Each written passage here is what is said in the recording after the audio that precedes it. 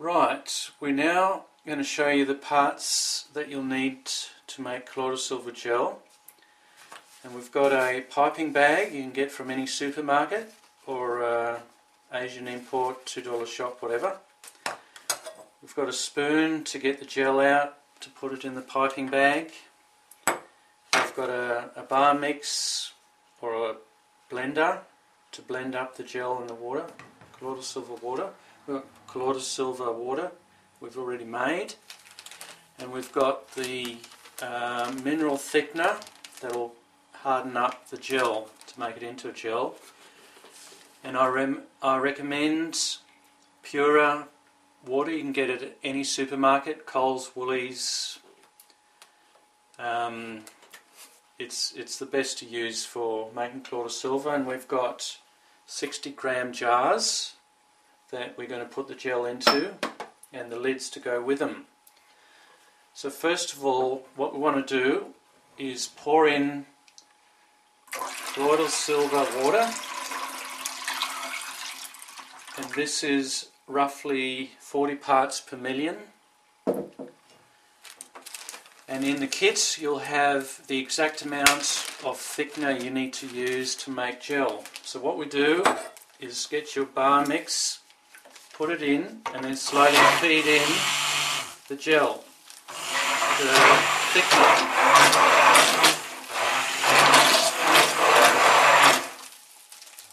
Sometimes not really.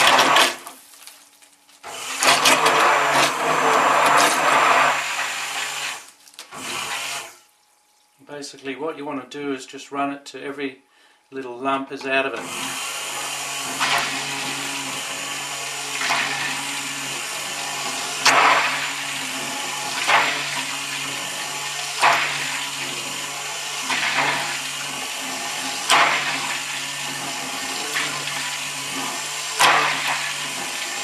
And that's about it. Alright. The next step, once we've mixed the thickener with the colloidal silver water, is to put it in the piping bag. So basically, use a spoon. The gel is now thickened up. It's taken probably 5 or 6 minutes, and just gently pour it in. And you want to fill it as much as you can without it overflowing and without it going everywhere.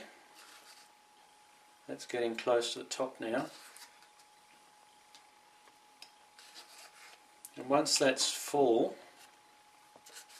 you just close up the top, squeeze it together, and then we move across now to the jars. So the point of the exercise is to move the end of this bag around and around to eliminate all air bubbles, and you just keep squeezing very slowly until you fill the jar up, and then you move on to the next one. Just move them around and around until you fill every part of that jar so there's no air bubbles. Fill it to the top, and you just keep going until you've done all the jars. And it's that easy.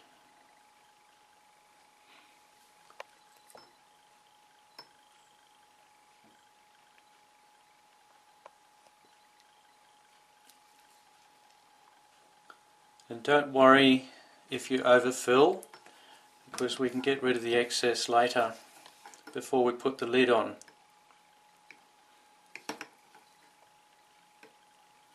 And if you don't have a piping bag, you can always use a spoon or something like that, but this is the quickest way to do it.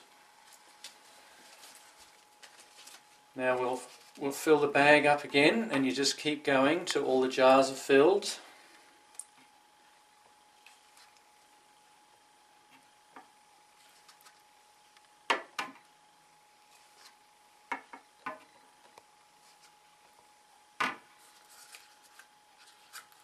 It gets a bit messy, but that's not a problem.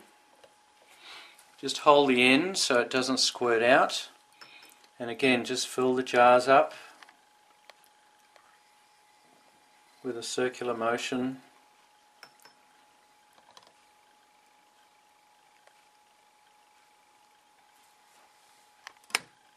This is a jar we had last filled, half filled, and we'll just finish that one off. And just, you don't want to leave the gel too long before you do this piping bag, because it hardens up too much and it's very hard to get out of the bag. So you wait 5 or 6 minutes, maybe a bit more, and then pipe it out into the jars. And you keep going till all the jars are filled. You don't want to stop and carry on the next day or a few hours later. You want to do the whole lot in one hit.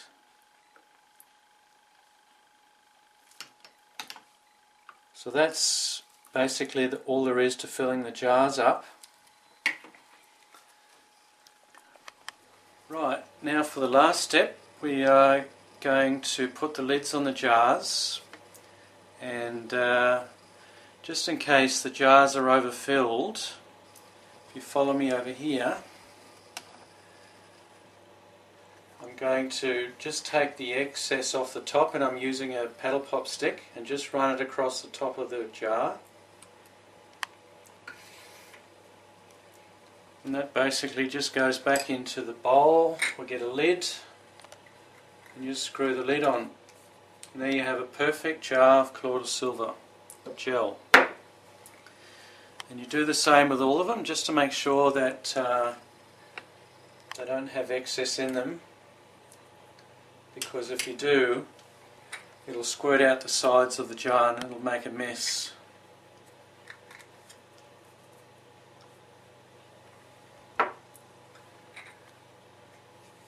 And that's basically all there is to making colloidal silver gel.